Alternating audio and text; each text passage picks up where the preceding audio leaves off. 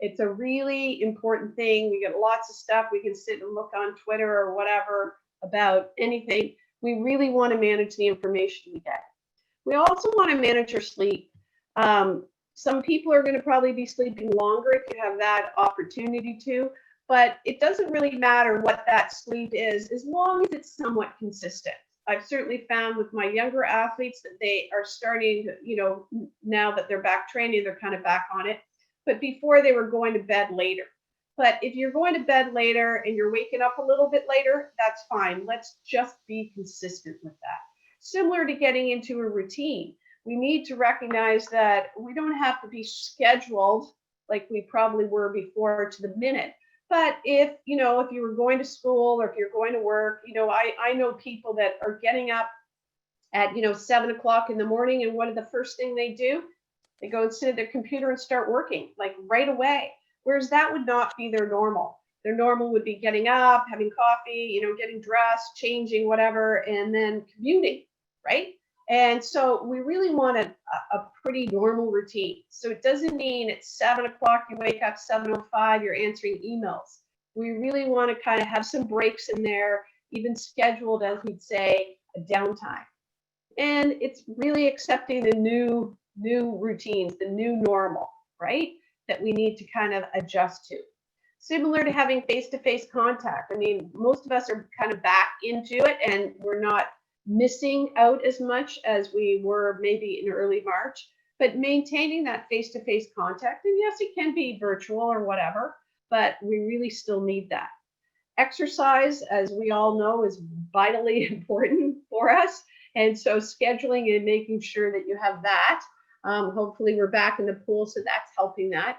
And if you are struggling or having problems, asking for help. As we say, it's okay to not be okay, right? And the one thing that I've spent a lot of time doing with, athletes and other administrators is really doing a little bit of reflection. When you've had this time off, what have you done or what can you do? One thing is to look back to last year, maybe, your swim season, whatever it may be, is what worked well, okay? What didn't work well? So this year, as we get back into it, what are you going to do differently? I think that reflection piece is really valuable because we can certainly learn from the lessons that we've, experienced in the past. It's a great opportunity to kind of build, your self-awareness. I know for myself, I know, what I need to do in terms of swimming. We got back to lane swimming before we got back to scheduled masters. I went, I did the same workout over and over. It wasn't too hard. I know that when I'm in a group, I'm better. Okay. How can you work, effectively and efficiently? That's one thing that, we're having a limited amount of time to be able to get in the pool. How can I be as efficient as I can? Similar to building new healthy habits. I think that, one of the things that I did a lot is I've started to get back to running. So I don't mind running by myself. I'm pretty good if I get up and get it done in the morning.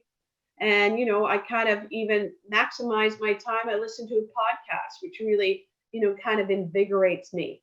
So we really want to know what that kind of motivation, that thing that's going to keep you connected. And sometimes we got to know what really, we're passionate about. What's the thing that kind of keeps you motivated, right? One thing, some people are motivated by kind of internal things, which is much more about my effort and doing my best, whereas other people are motivated by, external things. Other people or awards or their times are going to different competitions. We need to know that when we're really kind of setting goals, as we'd say. And, the goal has to kind of light that fire for you and it kind of create a little bit of passion, as we might say. So only the goals that are important to you are ones that you're going to kind of, continue to kind of succeed or, progress through. So one way that we've all heard is, the good old SMART goals: specific, measurable, attainable, realistic, and kind of time bound. I agree completely with this, but I feel that this SMART acronym misses two really important points for me. And one of the important points is the process. is the how to achieve that goal. When we can be very specific, very measurable, but it really doesn't tell us how to achieve the goal. And this is an example. I mean, everybody knows Michael Phelps. This is an example that I use in all my talks, not just in swimmers. But one reason why Phelps is, such a good swimmer is, he's good at a variety of things that make him go fast. One of the things, as we all know, is streamlining under the water. He's pretty good at. So I often say to people, like, look at this, which one do you think is Phelps? If I say to you, streamlining is important. Well, most people can at least ascertain that he's either the one in the American suit or he's the one with the white cap. But as we all know, he's the American. He's not out ahead, but he's certainly got the tightest streamline. And you could probably tell that he's also good further under the water than the guy in the white cap. So when we think about things that we need to do to perhaps swim fast, streamlining under the water is one way or one how to swim faster. So that's a really important thing. The other thing is controllable. We need to set goals that on things that we have control over. And obviously the outcome of a race is, somewhat uncertain, as we'd say. So one way that I use for some of my athletes is to think about a goal as a little bit of an action plan. And I'm not taking away that kind of outcome goal that some people might have, that kind of time you may have, whatever it is during COVID is your goal or that outcome. But I kind of write it like this, math equation. So if I was to do A, B, C, and D, that more than likely it would make this statement a true statement, as we'd say, and I'd win if that was my goal. Okay. Now A, B, C, and D are not splits. Okay. They're a little bit more specific to you. So this, in my example here, for this person to win, whatever it may be, maybe it's 100 fly or 100 free or something like that. These would be for the things that they identified that are important for them to, execute, to be able to swim, as we'd say, fast and win. So the hand position, maybe on their freestyle, they're working on that, catching the water well up front. For kicks off the wall under, off the streamline position. On that last 25, they really need that strong kick. And one of the other things is really to kind of, as we might say, stay positive. So when we look at that, that really does give them some very specific things that they can work on, being hand position and, the wall, the kicks off the wall, working on their kick to that last 25 kind of thing. So very specific. And what we can do, even break it down a little further, is we can take that A was the hand position, and we can think about, what are the things that I need to do to be able to execute and that hand position. And this D, E, F, and G would be probably a little bit more, drills or skills. So what is it that I could do this next week if I'm getting in the pool that's really going to help me work on that hand position? So it might be when, in the first, 15 minutes, we always do a little bit of, technique or whatever. I could really work on some drills that are going to help me with that hand position. Maybe it's something about shoulder flexibility. So that's something that I could maybe work at home 2 or 3 times a week, that I could work on my shoulder flexibility or strength or something like this. So sometimes when we break it down a little bit like this, it really gives us that short term, what am I going to do today, focus, and really kind of keeps us motivated to do those things. Because if you were to identify those things that you needed to do, the D, E, F, and G there, what if you were able to walk away in that week or in 2 weeks and be able to say, I did that, I did that, I did that, and I did that. So how's that going to make you feel about your ability to kind of execute A? And hopefully it's going to increase your confidence. And that's one thing that we want to work on a daily basis, is building confidence, so that when we do get a chance to get out there, whether it's a virtual meet or whatever it may be, we're going to be feeling confident. So that's just a little way that I kind of keep the goals kind of moving forward, as we might say. The other thing that we have to kind of keep, and I know this is really important for me to kind of consider, because I get called into a variety of different situations, is understanding the context. When I want to be effective, I need to know and understand the situation, the people, the environment, the demands, the resources, the kind of why they are there, right? And I know that in general, when I suggest certain things, sometimes they will work, hopefully for the majority. But we always have to remember that things are a little bit different. And I don't know if any of you guys have seen these guys on YouTube. It's Tim and Fred Williams. They're so funny. These two guys are 22-year-old twins, and what they do is they listen to music that they've never heard of before, and they react to it and they talk about it, and they're just priceless. I just love them. But they were listening to, the Rolling Stones, Eric Clapton, people they'd never heard of before in their lives. And it just kind of reminds you that everybody has a little bit of a different experience. So when we're presented with things and we have these different experiences, we're going to kind of appraise the situation in a different way. And that's really important, because when we're provided with a situation such as COVID, we're going to appraise it based on our experiences. And the one thing that's really important to remember is we may appraise the situation as either a challenge or a threat. Okay? So really, do I have the resources to meet the demands of the situation? Right now, somebody said, Judy, we're going to do 10 100s free on 140. I would perceive that as a challenge.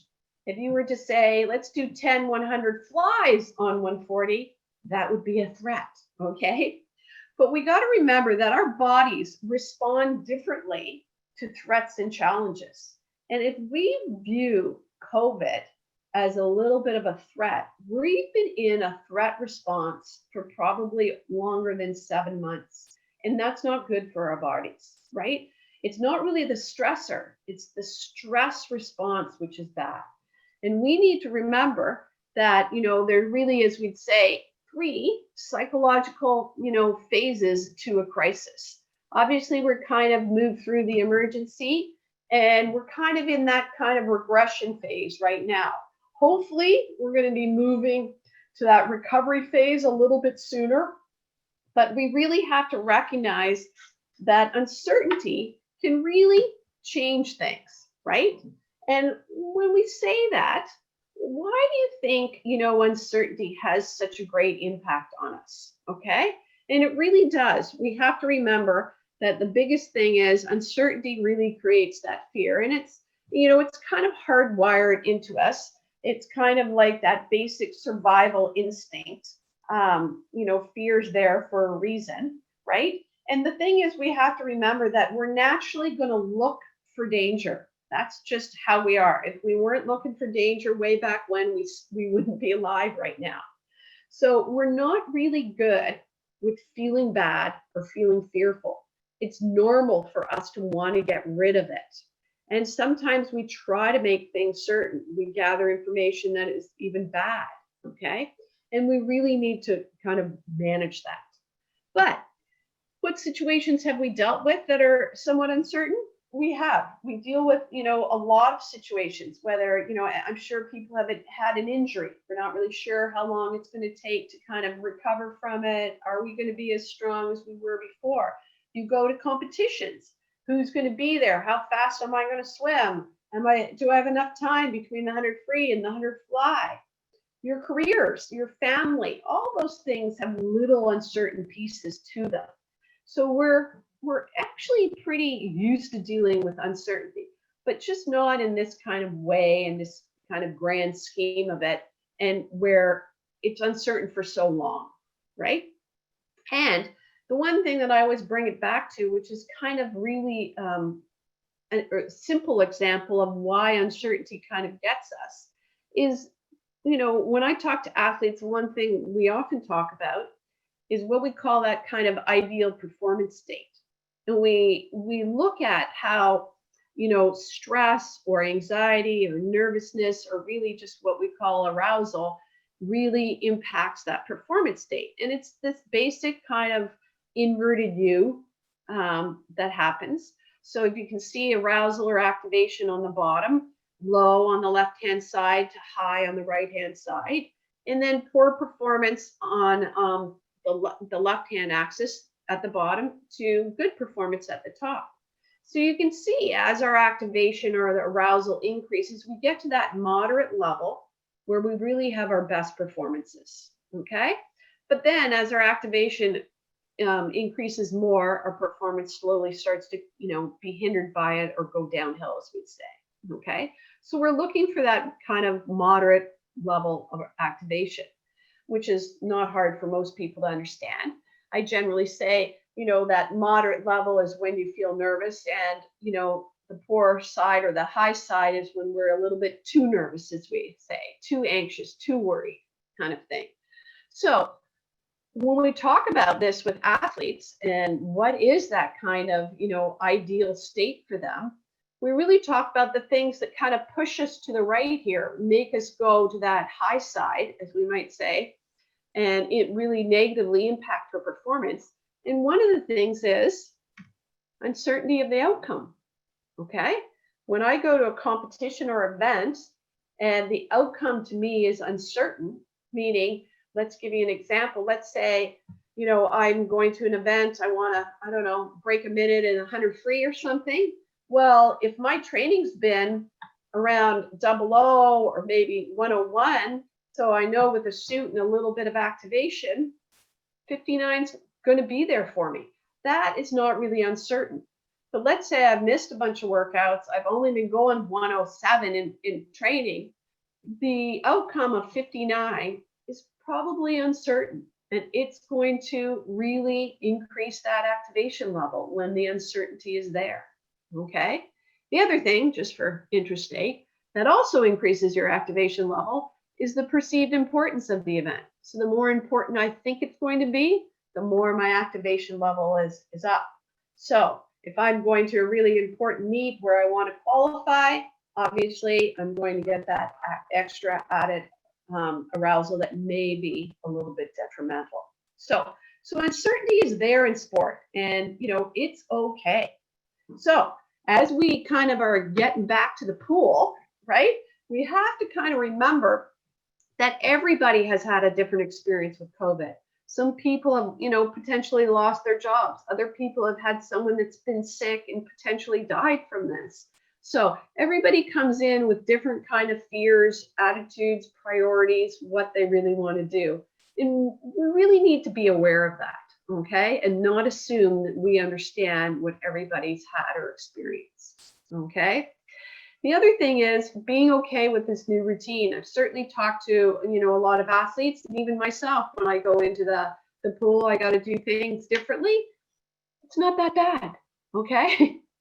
We can do it. We can build our self-awareness. We can also see this as a little bit of a transition time. We're transitioning into a new way. I kind of like swimming with fewer people in my lane. I haven't hit my hand with anybody yet, which is, something that's unusual. And it also helps us to build our capacity to kind of manage and cope with things, which is something we want to do. We want to build in that kind of, as we'd say, flexibility. The other thing is we want to watch out for those potential, responses. Everybody kind of re-entering, this, getting back into the pool. Some people might be a little bit more anxious than others, okay? We have, as I said before, lost that kind of familiar, what we normally do, right? And the other thing that I really think is important for people to remember is try not to compare where you are with what other people are doing. I'm sure that some people have been able to get back into the pool. Maybe they were doing lane swim. I know someone had said to me, I've been lane swimming, for the last, month and a half every day. I was like, okay, I'm going once a week, right? So don't compare where you are based on others. And also don't compare what you're doing right now, even to where you were last year. So if last year at, mid-October, maybe I was getting ready for competition coming up, it's going to be different. Okay? It just really is. And we also have to recognize that most of us have a little bit of what we call mental fatigue or cognitive overload by just everything changing. Okay? I, for one, work from home often. I plan my day all the time. So it really hasn't even impacted me a lot in terms of what I do differently. I kind of like, a little bit of the Zoom thing only because I don't have to travel anywhere. Whereas lots of times I'm usually going to a venue or someplace and doing a similar kind of talk in front of people instead of just sitting in my office, right? So we're all going to come in there, maybe be a little foggy, right?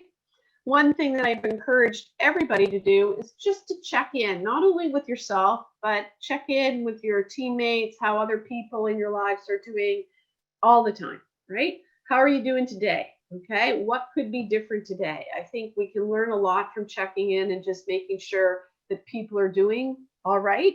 And if they're not doing okay, we need to kind of monitor that and see how long it goes on. The one thing we want to make sure we do is we want to use the emotions that we may have as information, as data, as opposed to directing what we're going to do and our behaviors. Okay, so that little bit of that emotional agility. And some of those emotions, and I'm going to put this up here, is the mental health continuum, what we kind of see as, healthy emotions, reacting, because some of us will react to certain situations and what we kind of need to do. And when we kind of move to that injured or ill, where we might need to seek more help. A lot of times I get people call me and, say, Judy, you need to speak to so and so. I think, they're depressed or whatever. And I'm like, well, what happened? Oh, well, they're got, let go from their job and these kinds of things. And I'm like, well, that right now is a normal response. Okay. Now, if that perpetuates itself for a longer period of time, we may need to do something. But some of these responses that we're having are pretty normal. Okay. Having trouble sleeping is not unusual, right? But we don't want that to last for too long. So just be aware of those kinds of things. And if you're a coach or administrator, something that I'd encourage you to try to do is, offer some time and some space for, those people that are coming back to training to kind of connect socially. I know in our team, we used to go to breakfast afterwards, and, now we can't really do that, especially with the weather changing and that kind of stuff. But we want to kind of be able to do that little social interaction. You need to be prepared to listen and answer questions, okay? You may not know all the answers, but we really want to be compassionate, follow those health and safety guidelines and model, as we'd say, good behavior, okay? Nothing more we can do, right? Share the information, share the facts. The other thing that I think is really important, and I've noticed for myself, is, trying to build a couple of new habits. And I'm trying to reinforce one that I was really good with and now I'm really bad at. I used to take my water bottle everywhere. I'd have it in my car, I'd go to work out, I'd, have my bottle with me. I'd go to a meeting, I'd sit with an athlete, they have their water, I have my water now too. And I'd have it with me all the time. But now I'm not going to those meetings. Now I'm not in my car. Now I'm just sitting at home. And I've really noticed that I've not been drinking as much water as I used to drink. So I got to kind of build that habit back into my routine around the house, right? And one thing that we try to tell you is to kind of layer habits. So if I'm good with one thing, what can I kind of work in that helps me? So for example, if you're a foam roller and you do that every night, what other habit or thing could you add to the foam rolling? Okay. What else, if you do carry your water bottle, if you are good at that, what else? Maybe that's a healthy snack that you could take every time you take your water bottle, have a piece of fruit or a banana or something like that kind of helps build it. So really start identifying and noticing some habits would probably be something that's really useful for you. And the other thing is, as we get back to training, it's fine to get back gradually. We're really in no rush, right? And I think for all of us, recognizing those kind of individual differences is really important, not to get caught up in what others are doing. We want to be creative. We want to mix things up. I think this is a great opportunity for us to try different things. Okay. I have really worked hard with some athletes and some sports to work on their mental skills. We can work on our recovery. We can watch video. So there are things that we can still do when we're not getting in the pool as much, right? Other thing we can do is watch that internal narrative. It's that same kind of response that we have when we're confronted with something. How do we speak to ourselves? What do we say? Is it that kind of threat, or is it a challenge that I can obviously struggle with for a little while, but hopefully overcome? And we want to make sure we use our resources. People are really our greatest resource. And I think we have to realize that the swimming community is a great community, and we need to use the resources that we have, right? Celebrate those successes, right? Don't fall back into those bad habits, and really try to kind of monitor that progress, as we'd say. This obviously helps us build a little bit of that kind of resiliency that we all like to talk about. It's the big word, right? The other thing that I just want to touch on, because I know for some people, with this kind of separation and this kind of change that we've had, there is potential for burnout for people. And burnout is defined as emotional exhaustion, depersonalization, and low personal accomplishment, right? And we often talk about self-care and that you have to, take care of yourself. But I completely agree. But we need to take care of each other, okay? And so if you're in a family, let's say you want to prioritize getting, 8 hours of sleep, it's really hard to do if no one else is helping you with that, okay? And I think we really need to support each other. And, I try to tell athletes, I'm lucky enough to be in a profession that I get to help people.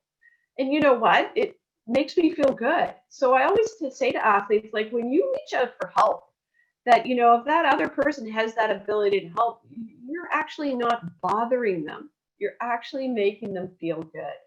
So we need to be aware of this, a little bit of this burnout that could be happening, certainly at this point in time, with people trying to do a lot more in a different way than they're really used to. So be cautious about that. So since we got COVID, I got a little, I don't know if it's not really an acronym, but some little points that maybe will help you kind of remember. So connect. Connect with others, be open about your struggles, validate your feelings, those kinds of things. Let's be optimistic, okay? Be realistic about what you can get done. There's only so much we can do. There is a little silver lining, but let's be realistic, okay? Let's mix it up, add a little variety. We're going to be doing things differently. I know people sometimes don't like change, but we can actually do it. Build that individual routine. Okay, a little structure we need, track your sleep, work, reps, exercise, all those kinds of things. And the other thing we really want to do is we want to dig in.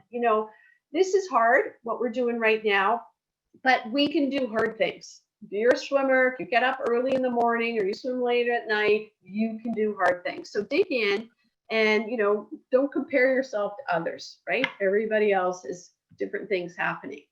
And, I want you to name one thing each day that you're grateful for, okay? I think that's a really important thing, to recognize that we do have positive things in our life, people that support us, and we should be grateful, right? And the other thing is, take 9 minutes to work on yourself in a day.